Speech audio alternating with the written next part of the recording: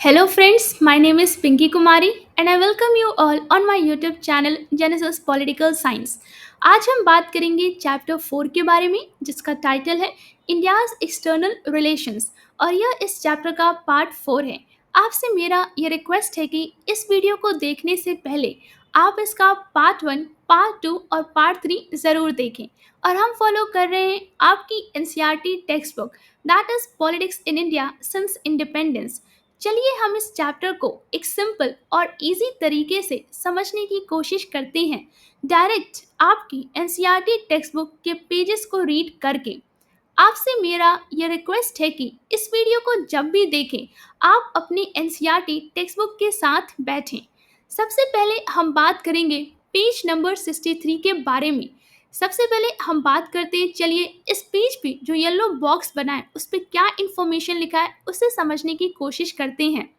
सीनो Indian relations since 1962, मतलब कि 1962 के बाद से भारत चीन के संबंध के बारे में बात करेंगे। It took more than a decade for India and China to resume normal relations, मतलब कि भारत और चीन को सामान्य संबंध फिर से शुरू करने में एक दशक से अधिक समय लग गया। It was in 1976 that full diplomatic relations were restored between the two countries, मतलब कि 1976 में दोनों देशों के बीच पूर्ण राजनयिक संबंध मतलब फुल डिप्लोमेटिक रिलेशंस बहाल हुए। Atal Bihari Vajpayee was the first top level leader. He was then External Affairs Minister to visit China in 1979. Atal Bihari Vajpayee 1979 में चीन जाने वाले पहले उच्च स्तरीय नेता थे, तब वे विदेश मंत्री थे।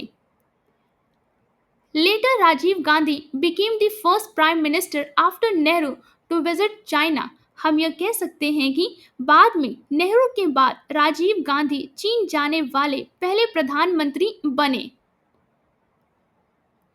Since then, the emphasis is more on trade relations between the two countries. मतलब कि इसका मतलब हुआ कि तब से दोनों देशों के बीच अधिक जोर व्यापारिक संबंधों पर दिया गया है। In the book Contemporary World Politics, you have already read about these developments. मतलब कि पुस्तक समकालीन विश्व राजनीति मतलब कि कंटेम्प्रेरी वर्ल्ड पॉलिटिक्स में आप इन घटनाओं के बारे में पहले ही पढ़ चुके हैं। The Sino-Indian conflict affected the opposition as well. मतलब कि भारत चीन संघर्ष ने विपक्ष को भी प्रभावित किया। This and the growing rift between China and the Soviet Union created irreconcilable differences within the Communist Party of India, that is the CPI. मतलब कि इस संघर्ष और चीन सोवियत संघ के बीच बढ़ती खाई ने भारतीय कम्युनिस्ट पार्टी के भीतर असमाधानशील मतभेद पैदा कर दिया। देखिए, इरकॉन्सिलेबल को हिंदी में कहते हैं कट्टर विरोधी या फिर परस्पर विरोधी, और इरकॉन्सिलेबल डिफरेंस को हम कह सकते हैं अपूर्णीय मतभेद। The pro-USSR faction remained within the CPI and moved towards closer ties with the Congress. मतलब कि सोवियत संघ समर्थक गुट सीपीआई में ही रहा और कांग्रेस के साथ नजदीकी संबंधों की ओर बढ़ गया। The other faction was for some time closer to China and was against any ties with the Congress. मतलब कि दूसरा गुट कुछ समय तक चीन के करीब रहा और कांग्रेस से किसी भी प्रकार के संबंधों के खिलाफ था। The party split in 1964 and the leaders of the later faction formed the Communist Party of India Marxist, that is the CPIM. मतलब कि 1964 में पार्टी का विभाजन हुआ और बाद वाले गुट के नेताओं ने भारतीय कम्युनिस्ट पार्टी मतलब मार्क्सवादी CPIM बनाई। In the wake of the China War, many leaders of what became CPIM were arrested for being pro-China. मतलब कि चीन युद्ध के बाद CPIM के कई नेताओं को चीन समर्थक होने के कारण गिरफ्तार किया गया।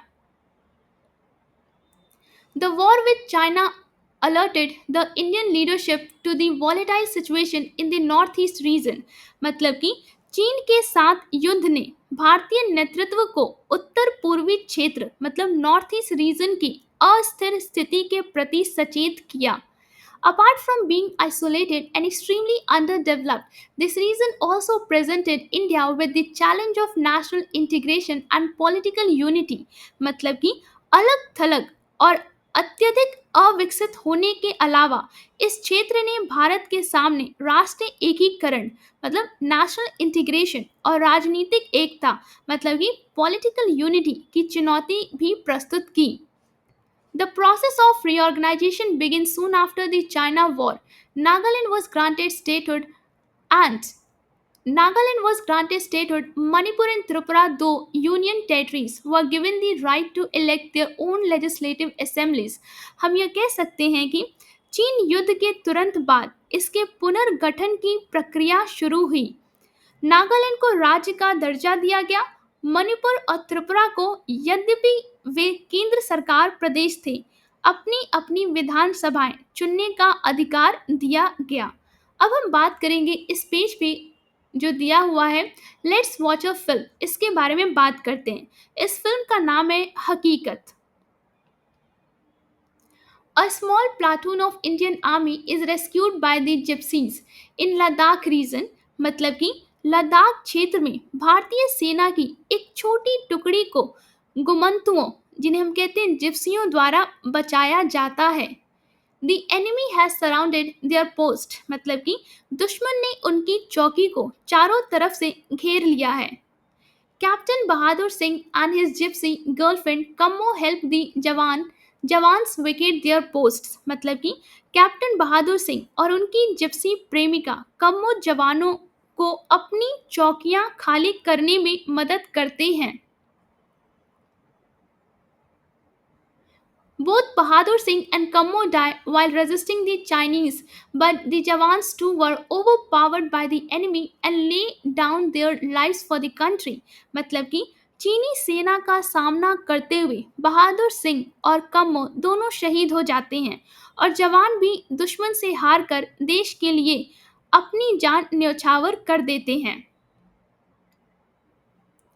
Set in the backdrop of the China War of 1962, this film portrays the soldier and his travels as its center theme। मतलब कि 1962 के चीन युद्ध की पृष्ठभूमि पर आधारित यह फिल्म सैनिक और उसकी कठिनाइयों को केंद्रीय विषय के रूप में प्रस्तुत करती है। It pays tribute to the soldiers while depicting their plight and the political frustration over the betrayal by the Chinese। मतलब कि यह फिल्म सैनिकों को श्रद्धांजलि देती है, उनकी दयनीय स्थिति दिखाती है और चीनी धोखे से हुई राजनीतिक हताशा को भी दर्शाती है। The film uses documentary footage of war scenes and is considered as one of the early war films made in Hindi। मतलब कि फिल्म में युद्ध के दृश्य दिखाने के लिए डॉक्यूमेंट्री फुटेज का उपयोग किया गया है और इसे हिंदी की शुरुआती युद्ध फिल्मों में से एक माना जाता है। ईयर मतलब कि साल 1964। डायरेक्टर मतलब कि निर्देशक चेतन आनंद। एक्टर्स मतलब कि अभिनेता धर्मेंद्र, प्रिया प्रिया राजवंश, बलराज सानी, जयंत, सुधीर, संजय खान, विजय आनंद। अब हम बात करेंगे पेज नंबर 64 के बारे में। Wars and peace with Pakistan मतलब कि पाकिस्तान के साथ युद्ध और शांति। In the case of Pakistan, the conflict started just after partition over the dispute on Jammu and Kashmir। मतलब कि पाकिस्तान के मामले में संघर्ष विभाजन के तुरंत बाद जम्मू और कश्मीर के विवाद को लेकर शुरू हुआ। You will read more about the dispute in chapter 7। मतलब कि आप इस विवाद के बारे में अध्याय 7 में और विस्तार से पढ़ेंगे। A proxy war broke out between the Indian and Pakistani armies in Jammu and Kashmir during 1947 itself। मतलब कि 1947 में ही जम्मू और कश्मीर में भारतीय और पाकिस्तानी सेनाओं के बीच एक परोक्ष युद्ध मतलब प्रॉक्सी वॉर छिड़ गया। But this did not turn into a full war। मतलब कि लेकिन यह एक पूर्ण युद्ध में नहीं बदला। The issue was then referred to the United Nation, मतलब कि उसके बाद इस युद्ध को संयुक्त राष्ट्र मतलब यूनाइटेड नेशन के पास भेजा गया। Pakistan soon emerged as a critical factor in India's relations with the United States and subsequently with the China। मतलब कि जल्द ही पाकिस्तान भारत के अमेरिका और बाद में चीन के साथ संबंधों में एक महत्वपूर्ण कारक के रूप में उभरा। The Kashmir conflict did not prevent cooperation between the governments of India and Pakistan। मतलब कि कश्मीर विवाद ने भारत और पाकिस्तान की सरकारों के बीच सहयोग को नहीं रोका। Both the governments worked together to restore women abducted during partition to their original families। मतलब कि दोनों सरकारों ने विभाजन के दौरान अपहरण की गई महिलाओं को उनके असली परिवारों तक पहुंचाने के लिए मिलकर काम किया। A long-term dispute about the sharing of river waters was resolved through mediation by the World Bank। मतलब कि नदी के जल बंटवारे से संबंधित एक दीर्घकालिक विवाद को विश्व बैंक की मध्यस्थता से सुलझाया गया। The India-Pakistan Indus Waters Treaty was signed by Nehru and General Ayub Khan in 1960। Bharat Pakistan Sindhu जल संधि पर 1960 में नेहरू और जनरल अयूब खान ने हस्ताक्षर किए। Despite all ups and downs in the Indo-Pak relations, this treaty has worked well। मतलब कि भारत पाक संबंधों में सभी उतार चढ़ाव के बावजूद यह संधि अच्छी तरह काम करती रही है। A more serious armed conflict between the two countries began in 1965। दोनों देशों के बीच एक और गंभीर सशस्त्र संघर्ष 1965 में शुरू हुआ। As you would read in the next chapter, by then Lal Bahadur Shastri had taken over as the prime minister। मतलब कि जैसा कि आप अगले अध्याय में पढ़ेंगे उस समय तक लाल बहादुर शास्त्री ने प्रधानमंत्री का पद संभाल लिया था। In April 1965, Pakistan launched armed attacks in the Run of Kutch area of Gujarat। अप्रैल 1965 में पाकिस्तान ने गुजरात के कच्छ के रण क्षेत्र में सशस्त्र हमले किए। This was followed by a bigger offensive in Jammu and Kashmir in August-September। मतलब कि इसके बाद अगस्त सितंबर में जम्मू और कश्मीर में एक और बड़ा हमला किया गया। Pakistani rulers were hoping to get support from the local population there, but did not happen। मतलब कि पाकिस्तानी शासक वहां की स्थानीय जनता से समर्थन मिलने की उम्मीद कर रहे थे, लेकिन ऐसा नहीं हुआ। In order to ease the pressure on the Kashmir front, Shastri ordered Indian troops to launch a counter-offensive on the Punjab border। मतलब कि कश्मीर मोर्चे पर दबाव कम करने के लिए शास्त्री जी ने भारतीय सेना को पंजाब सीमा पर पलटवार करने का आदेश दिया। In a fierce battle, the Indian army reached close to Lahore। एक भीषण युद्ध में भारतीय सेना लाहौर के करीब पहुंच गई। The hostilities came to an end with United Nations intervention। संयुक्त राष्ट्र यूनाइटेड नेशन के हस्तक्षेप से शत्रुता का अंत हुआ।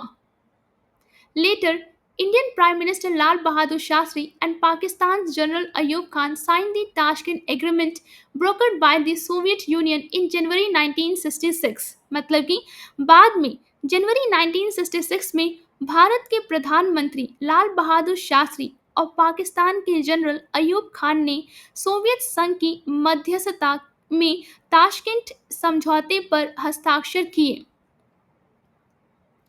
Though India would inflict considerable military loss on Pakistan, the 1965 war added to India's already difficult economic situation।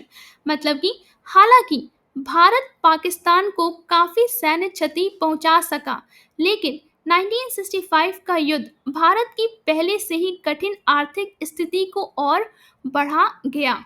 अब हम बात करेंगे बांग्लादेश वॉर 1971 के बारे में। Beginning in 1970, Pakistan faced its biggest internal crisis। अब हम बात कर रहे हैं बांग्लादेश युद्ध 1971 के बारे में।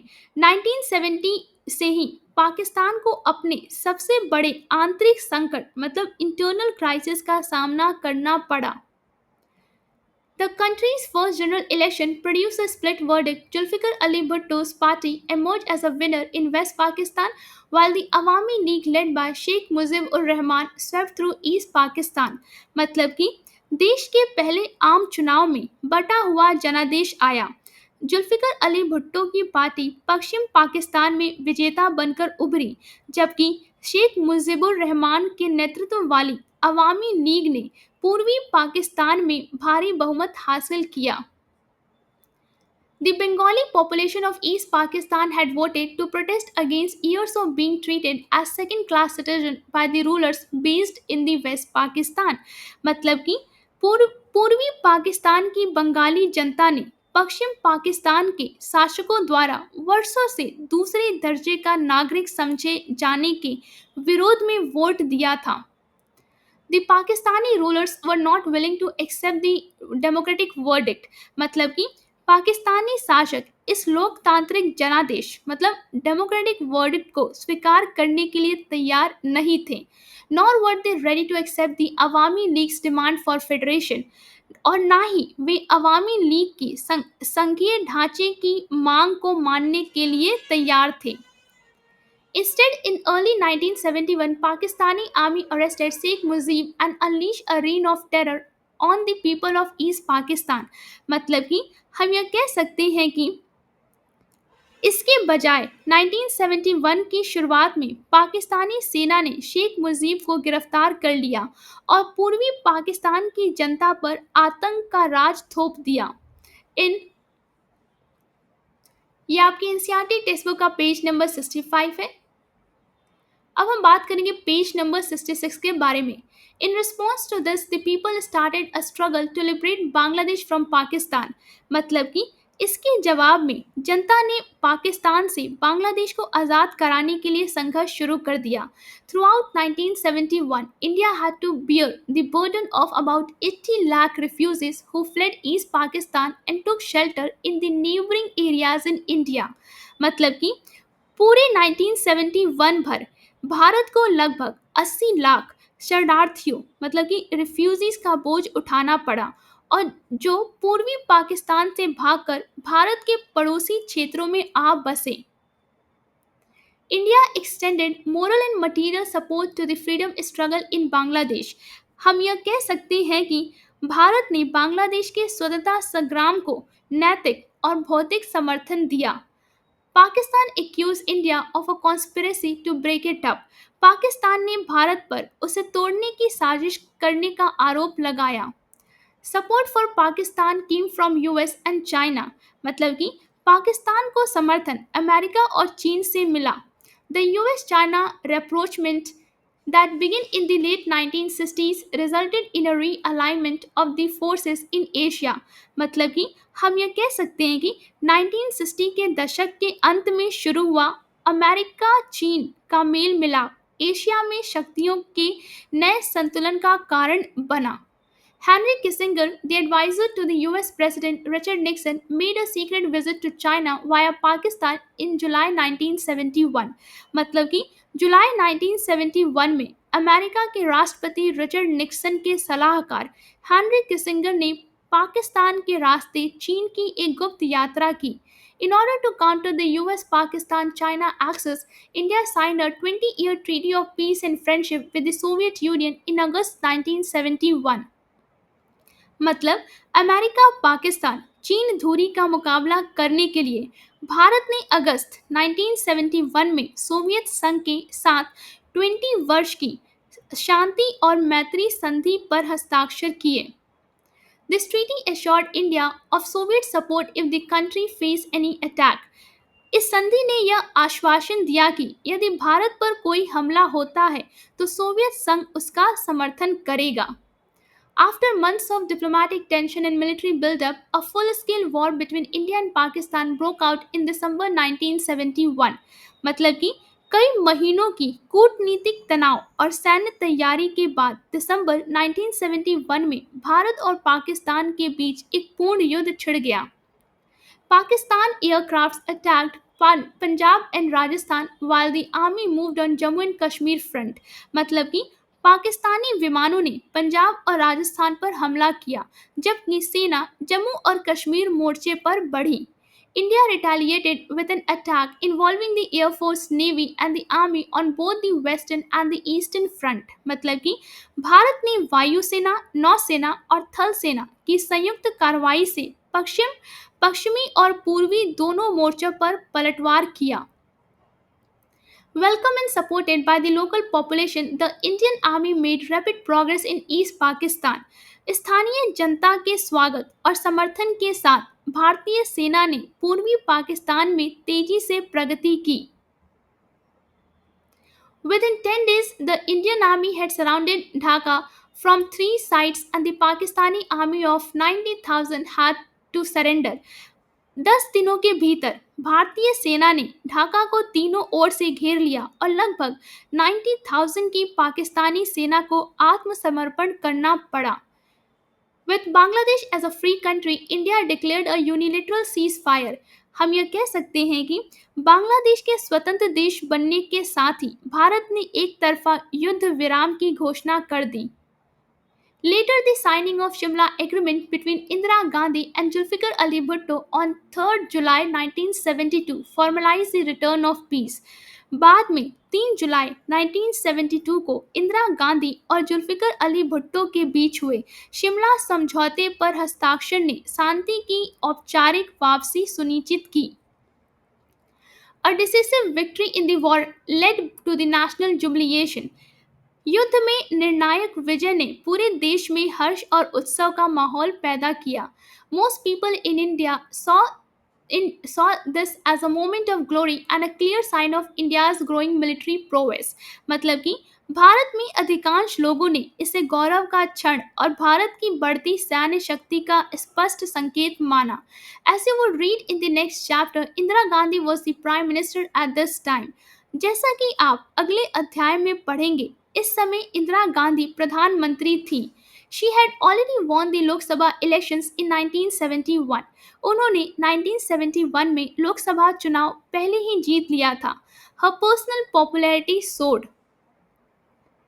ये आपके एनसीईआरटी टेक्स्ट बुक का पेज नंबर 67 है और हम बात करेंगे पेज नंबर 68 के बारे में। फर्दर आफ्टर द 1971 वॉर, मतलब कि 1971 के युद्ध के बाद उनकी व्यक्तिगत लोकप्रियता और भी बढ़ गई। After the war, assembly elections in most states took place, bringing large majorities for the Congress party in many states। मतलब कि युद्ध के बाद अधिकांश राज्यों में विधानसभा चुनाव हुए जिनमें कई राज्यों में कांग्रेस पार्टी को भारी बहुमत मिला। India with its limited resources had initiated development planning। मतलब हम कह सकते हैं कि भारत ने अपनी सीमित संसाधनों के साथ विकास योजनाओं की शुरुआत की थी। However, conflicts with the neighbors derailed the 5-year plan। मतलब कि हालांकि पड़ोसियों के साथ हुए संघर्षों ने 5 वर्षीय योजनाओं को पटरी से उतार दिया। The scarce resources were diverted to the defense sector, especially after 1962, as India had to embark on a military modernization drive। मतलब कि सीमित संसाधनों को रक्षा क्षेत्र में मोड़ दिया गया, विशेष रूप से 1962 के बाद, क्योंकि भारत को सैन्य आधुनिकीकरण मतलब कि मिलिट्री मॉडर्नाइजेशन की दिशा में कदम बढ़ाना पड़ा। The Department of Defense Production was established in November 1962 and Department of Defense Supplies in November 1965। रक्षा उत्पादन विभाग की स्थापना नवंबर 1962 में और रक्षा आपूर्ति विभाग की स्थापना नवंबर 1965 में की गई। The third plan from 1961 to 66 was affected and it was followed by 3 annual plans, and the fourth plan could be initiated only in 1969। मतलब कि तीसरी योजना जो कि 1961 से लेकर 66 तक प्रभावित हुई और उसके बाद 3 वार्षिक योजनाएं आईं, जबकि चौथी योजना 1969 में ही शुरू हो सकी। India's defense expenditure increased enormously after the wars। मतलब कि युद्धों के बाद भारत का रक्षा व्यय बहुत अधिक बढ़ गया। उम्मीद करती हूँ जो पेजेस आज हमने डिस्कस किया वो आपको एक सिंपल और इजी तरीके से समझ में आया होगा। अगर वीडियो अच्छा लगा हो तो लाइक और सब्सक्राइब करना ना भूलिए। शेयर जरूर करें और अपने दोस्तों को भी इस चैनल के बारे में बताइए। कमेंट्स में अपनी राय ज़रूर दें। बेल आइकन पे क्लिक करें ताकि अगला वीडियो मिस ना हो। मिलते हैं नेक्स्ट वीडियो में, तब तक के लिए थैंक यू।